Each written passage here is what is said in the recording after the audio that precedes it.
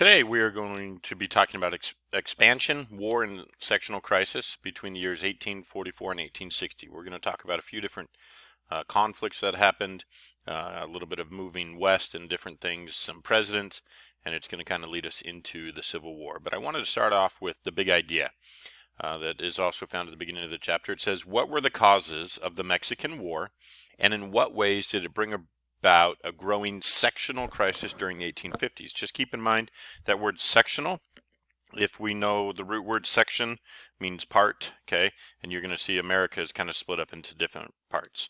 So there's this idea of manifest destiny, this desire of moving west, and specifically here south and north as well.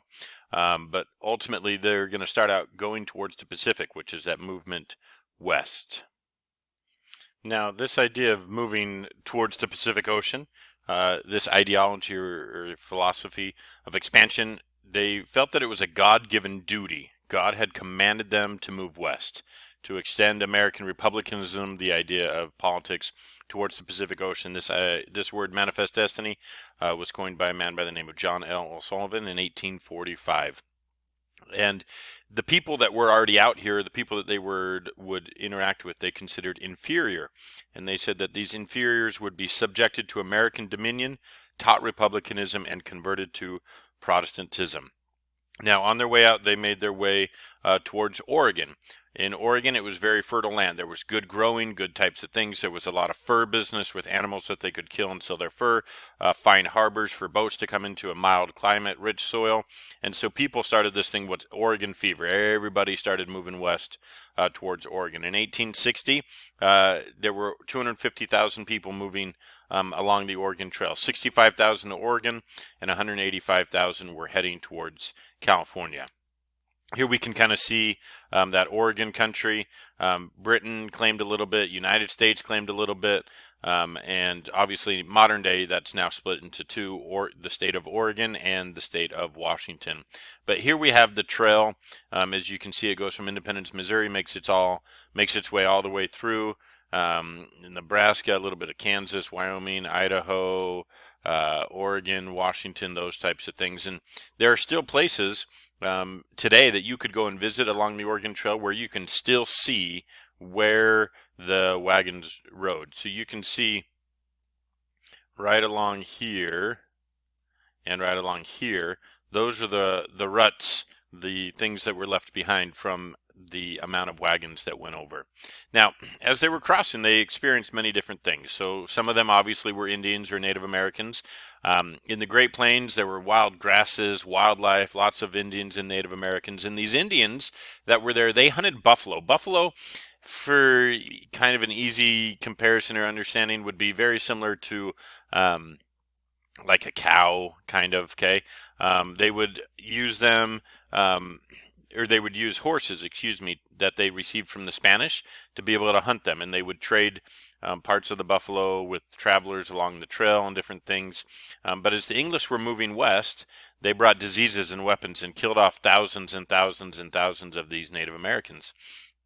By the 1820s, there were, 3,000 or so furs that they were getting, but by 1840s, there were 40,000 buffalo that they were killing. Ultimately, as time progressed, they almost made buffalo extinct by their farming or by their hunting tactics. Now, here you can see a buffalo, and every single piece of the buffalo would be used for something. You can see it points to what the object is and what they would use it for. Everything from the skin to the horn, the brain, the skulls, the tongue, beard, hair, hooves, stomach, even their feces, bones, fat, tail, muscle, everything in a buffalo was used by the Native Americans. Now, in the year 1844, we're going to be getting to an election year, presidential election. In 1836, the Southern leaders wanted to annex Texas, kind of separate Texas, make it its own thing. But the people that were opposed to slavery in the South, they did not want that because they were afraid that if Texas in the South annexed or became its own thing, that they would not allow slavery, and so they were a little worried about that. We in America, in the United States of America, we're also worried about Britain and their still influence in California and Texas, in Cuba, which is not far away from America where we are today. And President John Tyler, he is pro-slavery. He's for it, and he thought annexing Texas would be a good thing. But in April 1844, you have the Democrat Martin Van Buren and Henry Clay running for president. They reject a treaty, but ultimately James K. Polk, and his last name is spelled wrong. It should be Polk. Tennessee slave owner, Democrat. He thinks that we need to reoccupy, send soldiers, and take back Oregon and Texas. And he ultimately wins the election, and in December of 1845, Texas becomes the 28th state within the United States of America. There we got a picture of Polk. He only lasted one term, 1845 to 1849. Now, we're moving into a little bit of war, some more of that expansion movement west, and this influence and impact and spread of slavery. Now, 1846 to 1848, we had a war with Mexico. President Polk wanted Mexico's other northern provinces, so the other parts that Mexico controlled north of modern-day Mexico, which, Arizona, Texas, Nevada, California, kind of those areas, New Mexico, modern-day, obviously. President Polk wanted those. So Polk sent the Louisiana congressman to buy New Mexico and California, modern-day New Mexico and California, for $30 million. Mexico refused to talk to Polk's representative. So Polk sent Zachary Taylor and 2,000 soldiers to go and occupy this land that we wanted, that Mexico wouldn't really give to us, and we were having some skirmishes, some fighting going on between. Ultimately, because of this, Polk forced this war. He made this war happen with Mexico. It started in May of 1846. By the end of 1846, the U.S. controlled much of northeastern Mexico. California was controlled in early 1847, and by September 1847, U.S. captures almost all the way down into Mexico City. So we didn't just stop where the Rio Grande boundary and other boundaries are of modern-day America. We went all the way down into Mexico to Mexico City before they would listen to the American representatives and ultimately wanted peace. So here we can see a little map here. Okay, obviously this is approximately the line today, the modern day line there. This up here is some of the disputed territory. Over here is some disputed territory, and you can see we're the blue. So we had our Navy going at it from both sides. We had our soldiers going down. We were not messing around when it came to this war.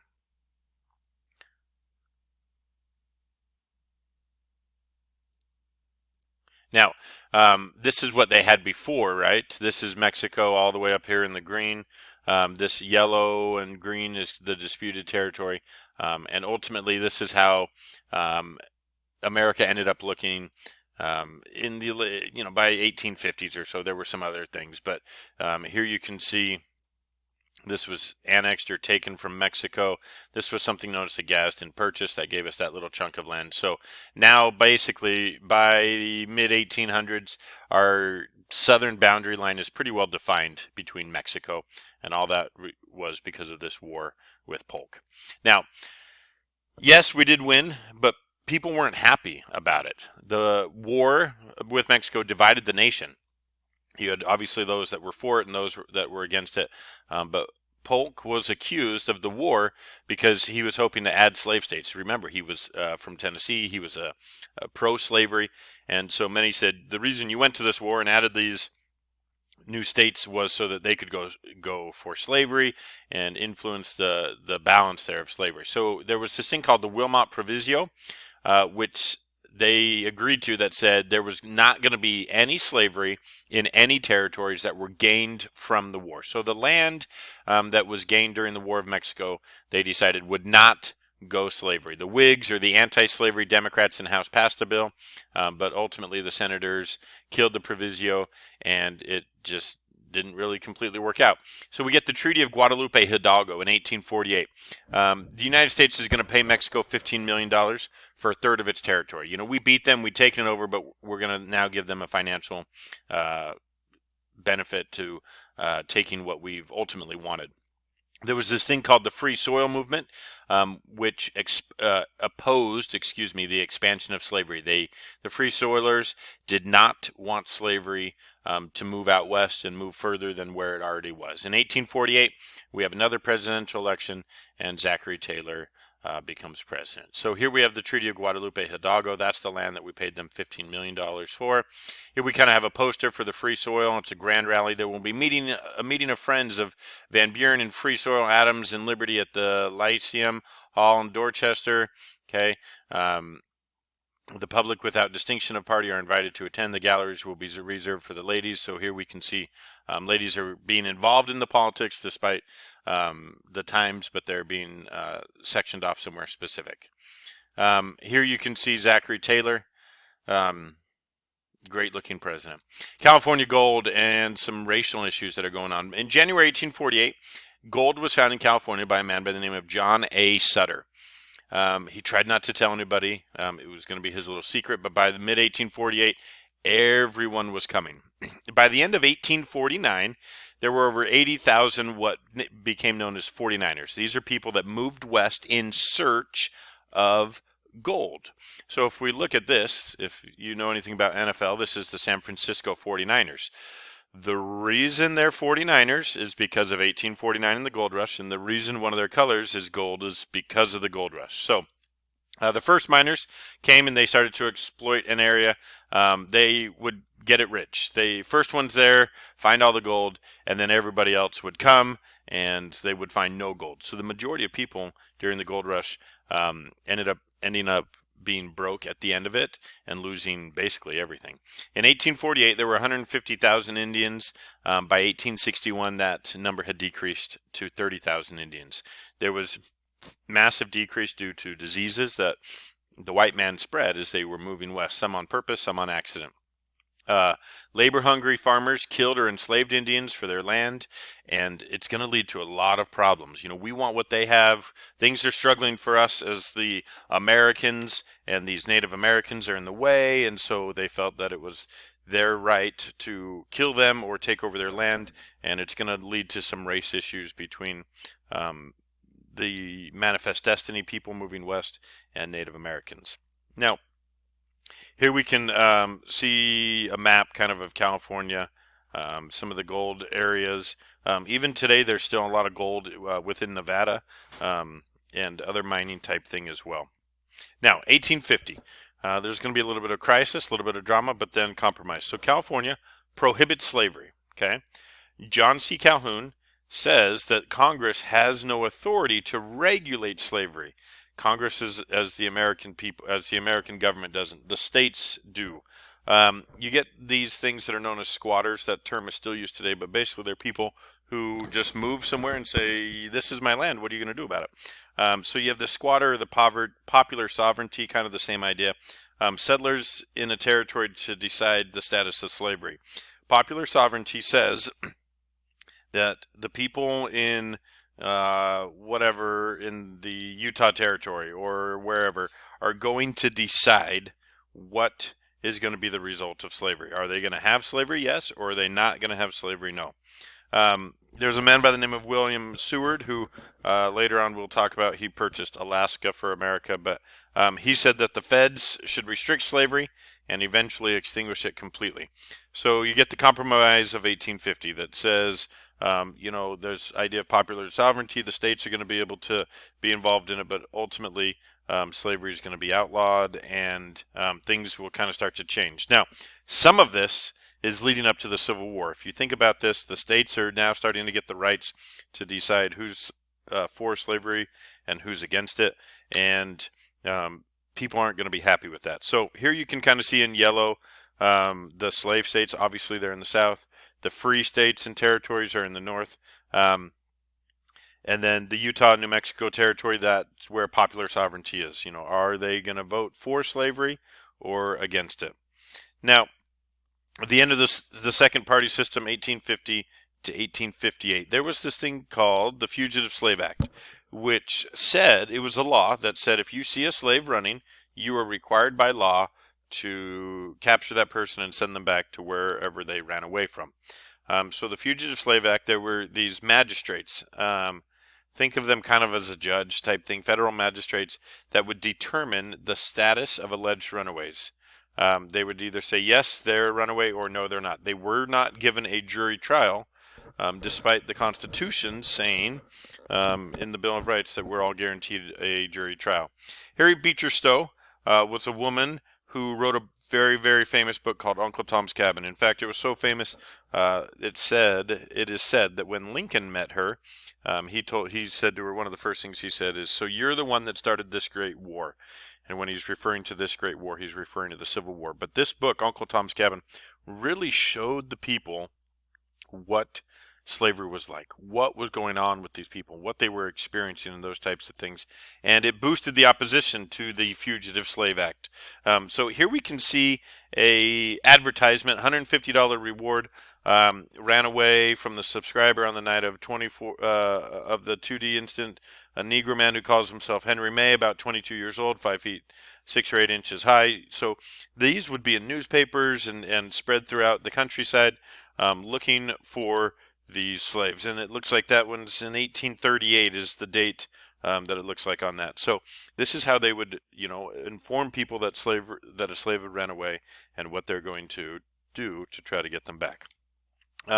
Ultimately, this Whig party starts to falter and fail, and some new political parties come about. So Franklin Pierce becomes president. We kind of go through a lot of presidents during this time period. Nobody's really great by any means. The expansionist foreign policy. So we're now getting involved into Japan. We have this Gadsden Purchase, which influences Mexico. We're also involved in the Caribbean and Central America. So we're not this little country anymore. We've been around for 75 years, 80 years. We've dealt with some things. We're starting to grow in power and superiority. And so we're starting to get involved in international affairs, things that are going on in other parts of the world. There is this law that's called the Kansas-Nebraska Act. And in 1854, this law divided the Indian Territory into Kansas and Nebraska. It repealed the Missouri Compromise that we've learned about earlier, and also enforced the idea of popular sovereignty. And I'll show you a map of this here in just a minute. By 1854, though, now we start to get the Republican Party. We've used that word Republican in different political realms, but now we have the official political party being started. We also have a battle within Kansas, kind of like a mini civil war, known as Bleeding Kansas, and they're fighting over slavery. Is slavery legal or not? And this all goes back to that idea of popular sovereignty. So here we can see the Nebraska Territory right up here, and then the Kansas Territory that was passed with the Kansas-Nebraska Act. Here we have a political cartoon. Remember, a free soiler, somebody who doesn't want the idea of slavery to expand. And the quote of this here, the title of it is "Forcing Slavery Down the Throat of a Free Soiler." So there we can see some men. We can see some things: Democratic platform, Kansas, Cuba, Central America, murder, help, neighbors, help, oh my poor wife and children. And we can see them opening his mouth and forcing slavery on them. It's quite a profound political cartoon when you stop and look at it. Now we're on to the next president, 1856. Now we're on to James Buchanan. Politics are starting to change in America. We get this very, very influential Supreme Court case involving slaves and African Americans, Dred Scott v. Sanford.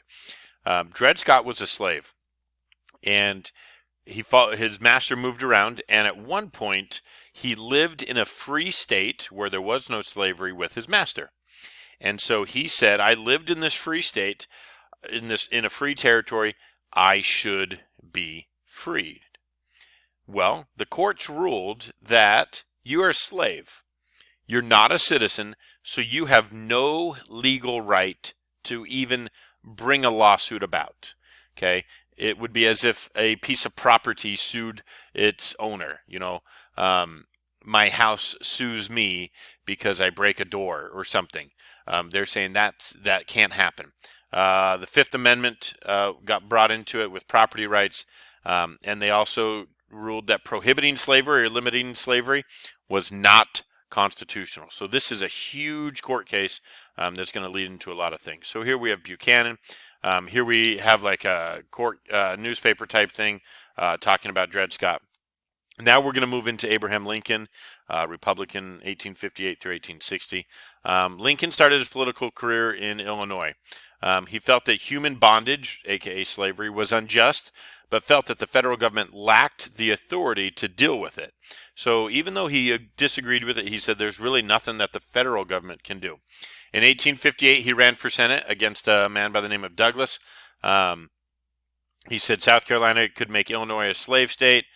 There's a very famous speech. It's known as the House Divided speech. Ultimately, though, Lincoln lost. There were quite a few debates. This is a drawing of one of those debates that became very famous.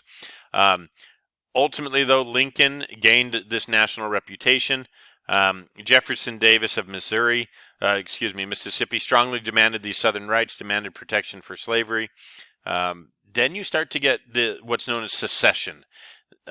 Some of these states in the South are talking about seceding. They're talking about leaving from the United States of America and starting their own government. Obviously, that's going to be the Confederate States of America that's going to lead into the Civil War. Here we are, though, with another presidential election, 1860. President Lincoln, now, even though he lost those earlier ones, he was very, very famous and well-known. He ultimately won New England, the Middle West, and the Pacific. The South was terrified of Lincoln and has possible slave policies and don't like those. But ultimately, Lincoln wins in the election of 1816. There's a map. So once again, we're kind of going back to the big idea. Remember, Polk, spreading slavery, wanting that land, making it all the way down into Mexico City, and then backing out. Then we have there was a treaty and a purchase to buy some of the land. So what were the causes of the Mexican War, and in what ways did it bring about a growing sectional crisis during the 1850s? So that, again, was Chapter 13, Expansion, War, and Sectional Crisis, 1844 to 1860.